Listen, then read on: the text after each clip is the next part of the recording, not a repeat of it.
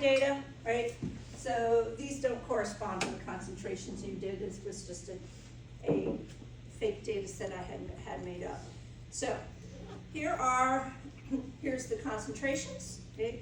And here are the three absorbance values for the three replicate samples. So presumably everybody has entered data. In Gen Chem you had to make do a linear regression plot, right? So let's talk about typing and having Excel do calculations for you. Okay, so this column I want to be the average of my 3 trials. Okay, so you guys know how to type in and use functions in Excel? All right, so when you're there, you would type an equal sign, and then that would get you into calculation mode, right? And you could either go and click on the function tab, right? Or you could, if you knew the name of the function, type it in. Okay, so I know the name of the function is average. When I start to type it in, it pops up with a whole bunch of different things. So I'm going to select that one. All right, that. All right, now you have to tell it what to average. So you would put that in parentheses, and there's different ways that you could do it. You could just click on the cells that you wanted to average. So here I have things that are all continuous, right? And I would do close parentheses, and that would be my equation, okay? And then I could double click on the box in the right corner, and it copies it all the way down, okay? But notice, okay, when I either click and drag to copy the equation or double click on this little green box that's in the corner, what it does, I start out, it's averaging C2 to E2. When it gets copied down, it's averaging C3 to E3. Okay, so it increments it down. Okay. Do you guys know about dollar signs in Excel? Who doesn't know about dollar signs? Okay, so these cell references, okay, when I typed the equation in and did it that way, and it says C3 to E3, what it's really saying is to the program is take the values that are 3, 2, and 1 cell to the left and average them. It's not really specifically specifying C3 and E3. So let's say I wanted to multiply all these averages by some constant, okay? So here's my constant, and let's say it's just going to be the number 5, okay? So let's say I wanted to multiply all my averages for some unknown reason by the number 5, okay? But it's always going to be multiplied by the number 5, okay? Well, over here, I could say take my average and multiply it by that, okay? But now, watch what happens when I copy down, okay? It multiplies it, it incremented it, right? But if I don't want it to increment, and I always want it to multiply by this number in this cell, I want to specifically specify that cell by putting a dollar sign in front of both the column reference and the row reference. So by putting a dollar sign in front of something, you lock it in. So I can say always look at the value that's in column H, but it's still going to increment down, right? So it's still incrementing the row number, okay? But if I wanted it just to be that one cell that has my constant that I'm multiplying everything by, then notice that it locks it in when I put so that's helpful if a lot of times if you're accumulating large data sets, not everything will be like in columns right next to each other. So let's say, all right, so now I'm not going to multiply by a constant, right? now let's say, you know, Blake and Matthew and Jess's group, when they did their data, they realized that, oh, Blake took his data, used a different stock of the Bradford dye for the thing, so we can't use his data set. But we want to average Jess and Matthew's data. So we want to average maybe 1 and 3, okay? So now if I go to my formula, this, the, what do you call it, colon there, that means do everything from C2 through E2. But let's say we just want to average C2 and E2. Okay. What we would do is we would replace that with a comma, okay? And then it's just going to do this one and this one. And so then when I enter that, and then when I do all of these, and I check, there we go, it all works, okay? So again, so the comma enables you to specify individual cells. Okay. Let's say now, again, if you have, you know, somewhere over here, column J, you have a set that you want. You know, you could just add that comma J2 or whatever. Okay, so now the next thing, okay, is when for us. So these values here, okay, are what we're going to want to plot in our standard curve for the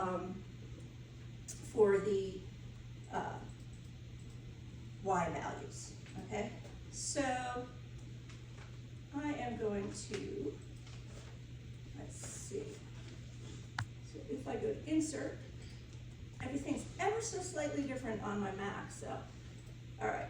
So I'm going to insert scatter chart. Now, that does not look the way I want it to. So what it's doing is it's using each one of those columns as like a separate data set. So it's not giving me what I wanted. So, oops. Just do this. Easier thing is just to, all right. So I want to graph the average, but for now, for generating the original plot, I'm just going to go to a scatter. All right, and I'll put it here. I'm going to get, okay. All right, so now I want to change my data set because I want it to plot what's in column F.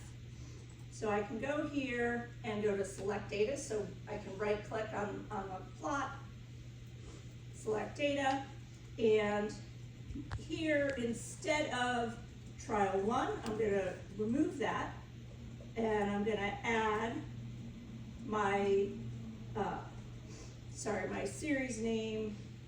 Let's see, what do we want to call that?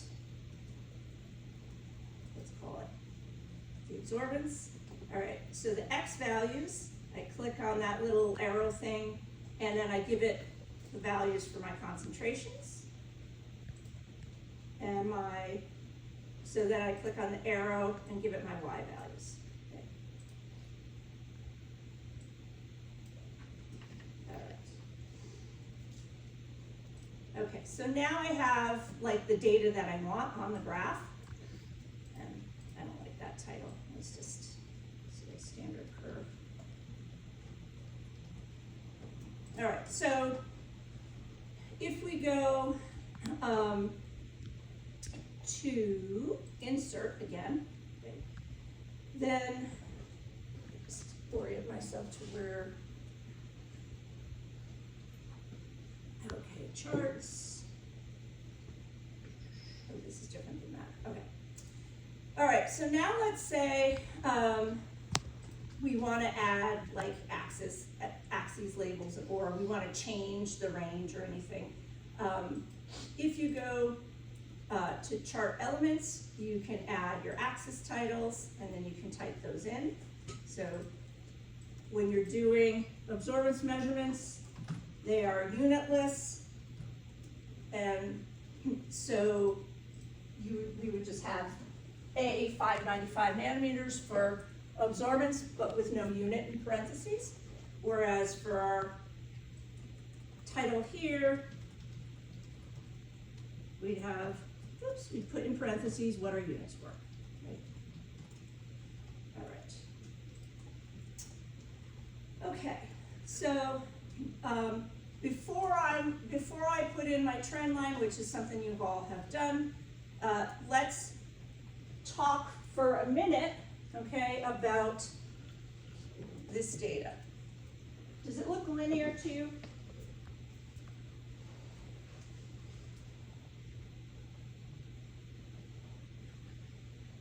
So, do all the points look like they fall on a straight line? No, yeah, okay, but, so, is there a point that's a problem? Yes, at 0.5. Yeah, so, especially with standard curves, right, there's gonna be a range in which the assay itself has a linear response. And especially dye-based ones, there's a range of concentrations where the response won't be linear. Maybe you're running out of dye molecules and that affects the equilibrium of binding. And then there's a range sort of below which it cannot be accurate. So it's okay to say, okay, we're gonna eliminate that point, okay? Because our data is only linear in this range, which means that we can only use this for unknown samples that fall within this range of absorbances, okay? If it falls higher than this, it's off of our standard curve, where our standards were, okay? So I'm gonna go back here and go to the select the data, and let's see. Okay, so the data range here goes through 7, so I'm just gonna change that to 6. And that will get rid of the high concentration point, okay? So you could regenerate the whole thing, or you could just change which data you select, okay? So you can eliminate points. All right, so I did 3 trials. I want to have my graph to show me how, I want it to show something about how precise my measurements were, okay? So one way of doing that is by putting error bars. And so you'll notice in biochemical research articles, when they do multiple trials, they will give you information about, how big was the spread in their data points. So we're gonna do that by calculating the standard deviation about our average. So how far away on average are our data points from what the average wound up being? Because if you have things that are average, right, you could have a very high and a very low value that are nowhere near each other, and one that's kind of in the middle, and your average, may look pretty good and reasonable, but your individual measurements were kind of all over the place. All right, so I'm gonna go to this column, okay, that I've named error, and I'm gonna do the standard deviation, which happens to be STDV, and again, I'm gonna use those 3 numbers, okay? All right, and okay, so those are the numbers that I want to use for my error bars. Okay, so now I want to add error bars. So go into the chart elements and we'll select error bars. Okay. Now, if we do more options, then we can sort of specify all the things. You'll notice it did error bars in both directions, okay? Well, we know exactly what the concentration was because that's what we set, right? So we don't need those X error bars. We didn't make any measurements in that. So, so the first thing I'm going to do is I'm going to select the horizontal error bars and I'm going to delete those, okay? So now I have like, it just randomly assigned like the same size error to everything. But I want it to reflect what my actual measurements are, right? So now, oops, I'm gonna go back, so I right-clicked on the error bars to get to the format. Okay, so now I wanted to say custom and then specify the values. And so the positive error value and the negative error values are going to be both from this same column. I'm going to just select the data just like when I was specifying the data. So I click on that little arrow, click and drag on the column, and I'm going to hit OK. And now my error bars have changed, right? So you'll notice that my lower concentration measurements in this fake data set I made have very tight precision, okay? All the numbers are really close. But when I got up to the higher concentrations, my numbers varied a little bit more, okay? All right, so now let's put our trend line in. Okay, so we will, oops, click again on the chart elements. And if you have a Mac, the Mac's ribbon will look a little different. And so the Mac, it'll have like a chart design or something, and all the way over on the left is like add chart elements. That's how you can get to it on the Mac. You can also get to things by right-clicking or whatever the gesture is on a laptop. I always plug a mouse in because I don't do Mac gestures. All right, so trend line. And so I want more options because I want to display my equation and display the R squared value on the chart. Okay. Now, I'm going to move this so you can see. Okay, so despite the fact, despite the fact that I had some variation in my measurements, my averages all wind up giving me a really good like R squared value. Okay.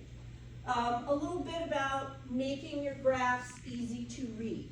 Okay, everybody knows you can change the sizes of fonts and everything on your elements. Okay.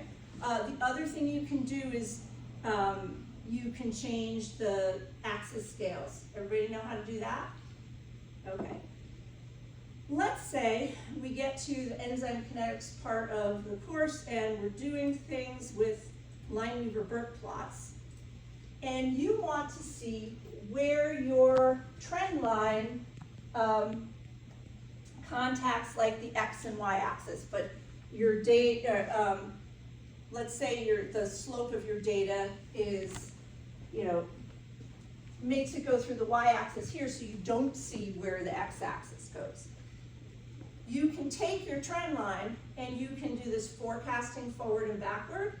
So basically what that does is you just put a number in, oops, let me do 2.0, and that will expand the range of your plot, okay? So see what it did, here's my original data, okay? And if I wanted to see, again, if I crossed up here and I wanted to see where it crossed the x-axis, I would just forecast backwards until I had a plot that kind of showed where it crossed, okay? And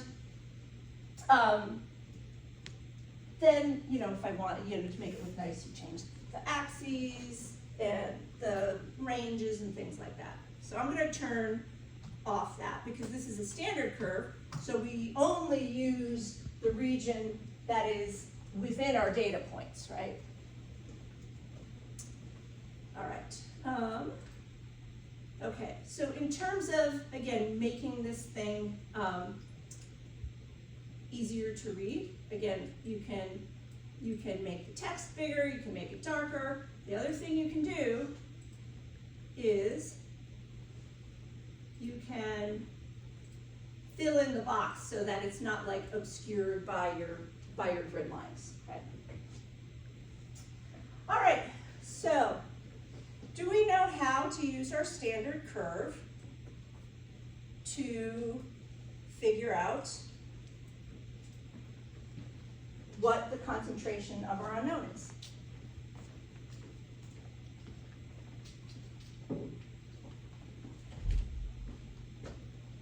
So what did we measure for the unknown? Absorbance. Absorbance, yeah. Okay, so let's pick an absorbance that falls in this range. Somebody shout out a number. So here's our unknown.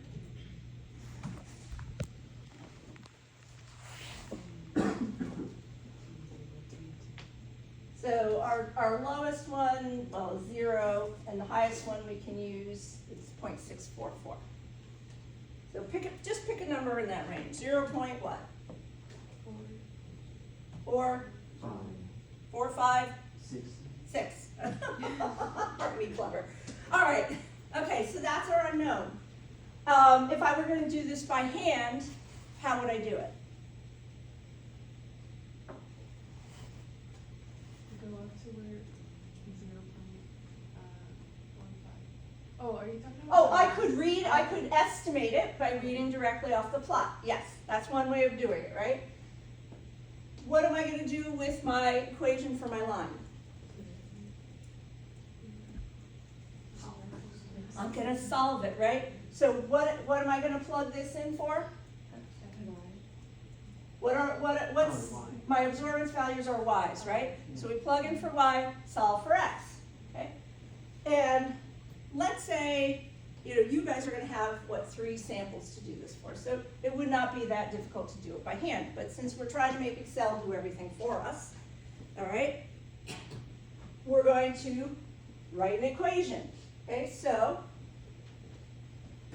if we have our equation is y equals 1.6115, x minus 0.013. So we want to solve for x.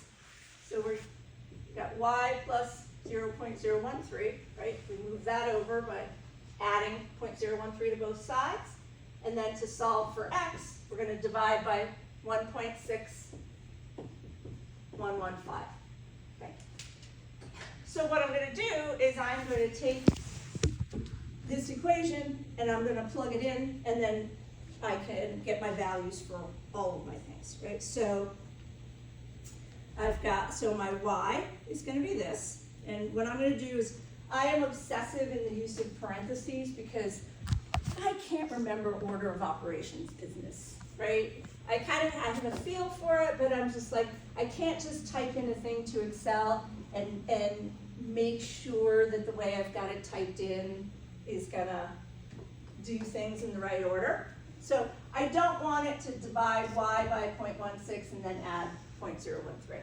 So I'm gonna have it do, here's my y, okay?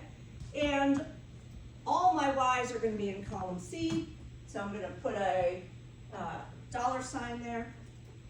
I'm going to subtract, or add, plus 0.013, parentheses, and then that is going to be divided by 1.6115, okay?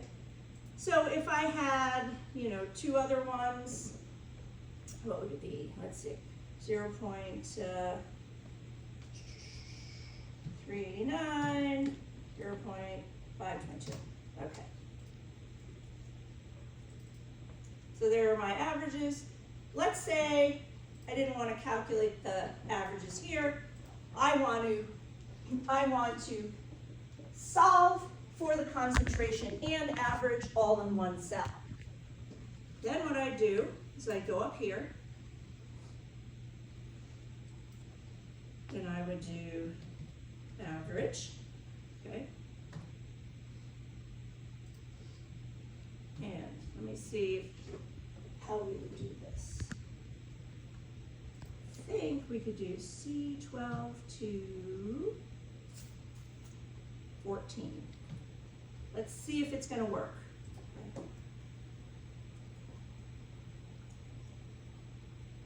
I might have to do it through, no, it's not gonna work. Blah. All right.